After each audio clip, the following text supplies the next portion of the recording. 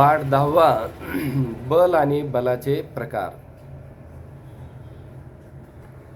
निरीक्षण करा व चर्चाही करा.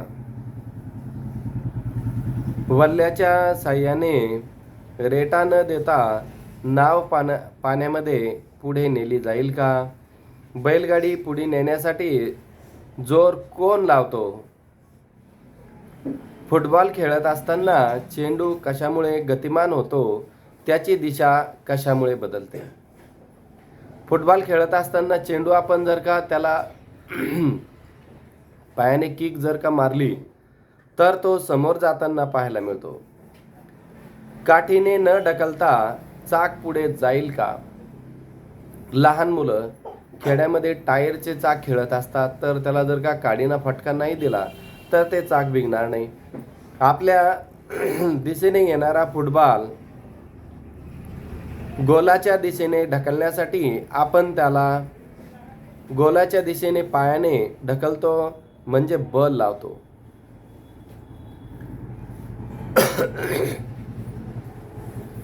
दैनंदिन जीवनामध्ये आपण ढकलणे, ओढणे, सायकल चालवणे व वेळ प्रसंगी थांबवणे, ओझे ढकलणे, पिळणे, वाकणे, गाडी चालवणे अशा अनेक क्रिया करत असतो. त्या करण्यासाठी जोर लावण्याची आवश्यकता असते. वस्तूवर कोणत्याही प्रकारे ओढणे, ढकलण्याची क्रिया लावणे यालाच बल असे म्हटले जातं. कोणत्याही वस्तू आपणाहून जागा बदलत नसतात, त्या हलवण्यासाठी त्याला बलाची आवश्यकता असते. गतिमान वस्तूची दिशा बदलण्यासाठी, तिला थांबवण्यासाठी बलाचाच वापर करावा लागतो. एखाद्या स्प्रिंग आपल्या हातात घेऊन ताणली की काय दिसेल? स्प्रिंगचा आकार अगोदर जवळ होता, तो ताणलेला आपल्याला लक्षात येईल.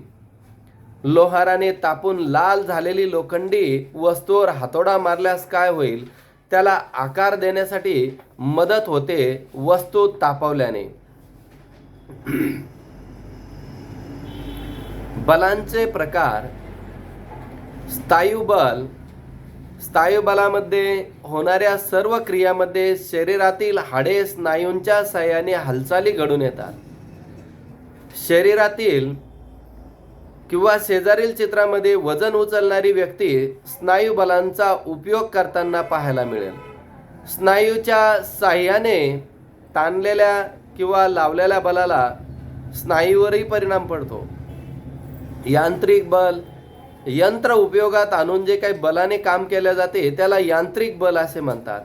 अनेक कामे करण्यासाठी आपल्याला यंत्राचाही वापर करावा लागतो. काही यंत्रे चालवण्यासाठी स्नायूंचा वापर करतात, तर काही यंत्रे विजेच्या अथवा इंधनाचा वापर करून उपयोगात आणले जाते. अशा यंत्रांना स्वयंचलित म्हणजे स्वतःहून चालणारी यंत्रे असे म्हणतात. या ठिकाणी यांत्रिक बल वापरले जाते. उदाहरणार्थ शिलाई मशीन, विद्युत पंप, वॉशिंग मशीन, मिक्सर इत्यादी यंत्राचा वापर करून आपण घरातील कामे सोपे करतो. गुरुत्वीय बल. एखादी वस्तू बल लावून फेकली की ती थोड्या उंचीवर जाऊन परत खाली येते. झाडावरील फळे जमिनीवरच का पडतात? या सर्व वस्तूचे म्हणजे जमीन स्वतःकडे का खेचल्या जाते? पृथ्वी जे बल लावून त्यांना आपल्याकडे खेचते त्यास गुरुत्वीय बल म्हणतात. गुरुत्वाकर्षणाचा शोध सर आयझॅक न्यूटन यांनी 17व्या शतकात लावला. पृथ्वीचे गुरुत्वीय बल हे नेहमी वस्तू वर जाणाऱ्या वस्तूच्या विरुद्ध दिशेने असते. त्यामुळे वर फेकली की वस्तूची गती कमी होऊन जाते. शेवटी ती शून्य होते. मग ती वस्तू आणखी वर न जाता खाली पडायला लागते. यालाच गुरुत्वीय बल म्हणतात. सर आयझॅक न्यूटन हे एकदा सफरचंदच्या झाडाखाली बसले असता त्यांनी विचार केला.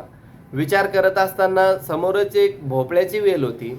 त्या भोपळ्याच्या वेलीवर काही भोपळे लागलेले होते आणि सफरचंदच्या वेलीवर सफरचंद लागलेले होते. झोप लागल्याच्या अगोदर त्यांनी विचार केला, वेल ही छोटी आहे आणि सफरचंदचे झाड हे मजबूत आहे, तरी पण ह्या वेलीवर एवढे मोठे भोपळे का आलेत? आणि सफरचंदचे जे काही झाड आहे, सफरचंदचं झाड मजबूत असून त्यावर छोटे छोटे सफरचंद आले. काही काळाने झोप लागल्याच्या नंतर सफरचंद हवेमध्ये दाब चढल्याने हवेने सफरचंदचे झाड हल्ल्याने ते त्यांच्या डोक्यावर पडले आणि डोक्यावर पडल्याच्या नंतर त्यांना जाग आली आणि त्यांच्या लक्षात आले की हा जर भोपळा पडला असता तर आपल्याला खूप मोठी इजाही झाली असती, पण हा आपल्या डोक्यावर सफरचंद पडला ते एक बरे झाले. आणि त्याच्यानंतर त्यांनी विचार करायला सुरुवात केली की हा जे सफरचंद आहे नेमका खालीच का पडलाय, आजूला का पडला नाही, बाजूलाही का पडला नाही, नेमका हा जमिनीच्या कोणत्या दिशेने आणि खाली कसा आला यावर त्यांनी विचार केला आणि गुरुत्वाकर्षण बलाचा शोध लावण्यासाठी त्यांना यश मिळाले. एक लहान दगड आणि बादलीभर पाणी घ्या, बादलीपासून सर्वसाधारणपणे 20 सेंटीमीटर उंचीवर तो दगड पाण्यात टाका. दगड पाण्यात टाकल्यावर आवाज येईल का? आता तोच दगड सर्वसाधारणपणे 100 मीटर उंचीवर पाण्यात पुन्हा टाका. पुन्हा दगड पाण्यात पडताच आवाज ऐकू येईल का?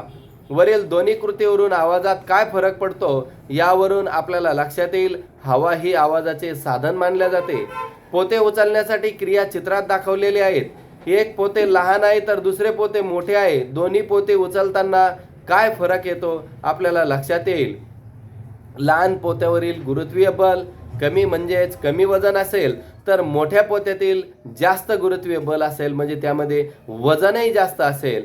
जास्त वजन उचलण्यासाठी जास्त बलाचं कार्य करावे लागतं. सूर्यमालेतील सूर्य आणि ग्रह हे गुरुत्वाकर्षण बल कार्य करत असतात. त्यामुळे ग्रह सूर्याभोवती सतत फिरत असतात. सूर्याबरोबर ग्रह आणि उपग्रह यांच्यामध्ये गुरुत्वाकर्षण बल कार्य करत असतात. मग सर्व ग्रह आणि उपग्रह हे सूर्याकडे का झेपावत नाहीत?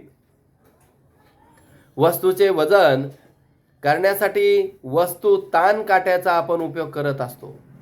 टांगलेली वस्तू पृथ्वीवरील गुरुत्वीय बलाने खाली ओढली जाते. त्याच वस्तू स्प्रिंगच्या ताणलेले बल वस्तूला सतत वर ओढत असते. ज्यावेळी स्प्रिंगचा ताण आणि पृथ्वीचे गुरुत्वीय बल समान होतात त्यावेळी वस्तू स्थिरावल्या जाते. या वस्तूची काट्यावरील मोजपट्टीवरून गुरुत्वाकर्षण बल म्हणजेच वस्तूचे वजन वस्तूवरील गुरुत्वीय बल यांच्या म्हणजेच त्या वस्तूचे वजन मानता येईल. चुंबकीय बल त्याचप्रमाणे गुरुत्वीय बल पाहिलं, स्नायूंचेही बल पाहिले. चुंबक म्हणजेच एकदा गंमत अशी झाली की एक शेळी पालन करणारा व्यक्ती एका डोंगरावर गेला आणि डोंगरावर गेल्याच्या नंतर त्याने जे पायात चप्पल्स घातलेली होती, पावसाचे दिवस असल्याने पावसाच्या दिवसामुळे त्याने काय केले होते की आपल्या चपला आणि ते भरू नये म्हणून त्याने त्या डोंगराच्या मोठ्या दगडावर जाऊन बसण्याचा निर्णय घेतला.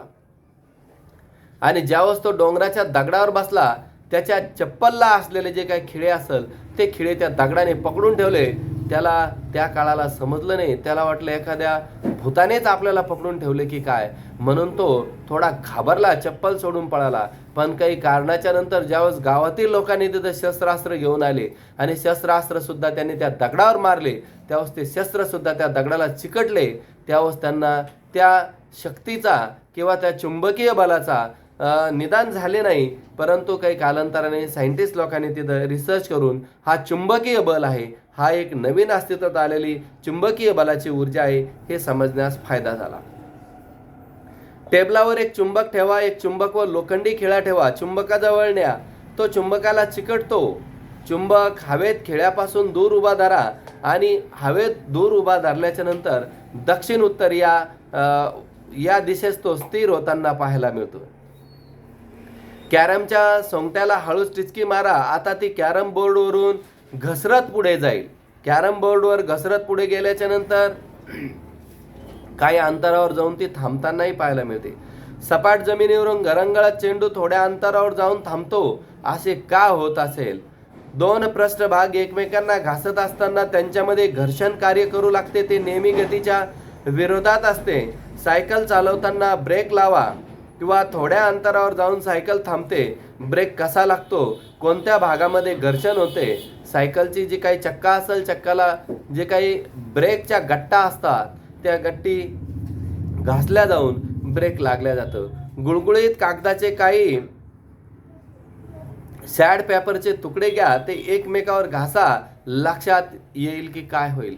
एक छोटे छोटे तुकडे करा आणि तुकडे जर का आपण टेबलवर ठेवले आणि एखादी स्केल पट्टी आपल्या डोक्याला जर का काही सेकंदापर्यंत घासली आणि ती जर तुकड्यावर नेली तर ते तुकडे त्याच्याकडे आकर्षले जातात. हाही प्रयोग तुमच्या लक्षात येईल. गुरुत्वाकर्षणाचा प्रयोग आहे. गुळगुळीत पृष्ठभाग एकमेकावरून सहज घासता येतात कारण त्यामध्ये घर्षण बल कमी असते. तर खरबडीत पृष्ठभाग एकमेकावर सहज घासता येत नाहीत कारण त्यामध्ये घर्षण बल जास्त असताना पाहायला मिळते.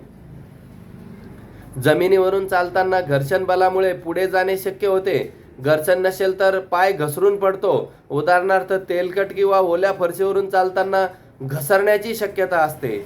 चिखलामध्ये अडकलेल्या मोटारीला बाहेर काढण्यासाठी लाकडाची फळी टाकली जाते कारण लाकडावरून घर्षण न होताना तिला बाहेर काढण्यासाठी मदत होते.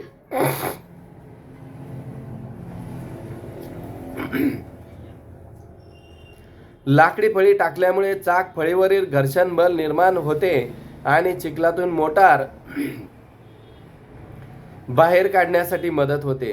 थोडक्यात गरजेप्रमाणे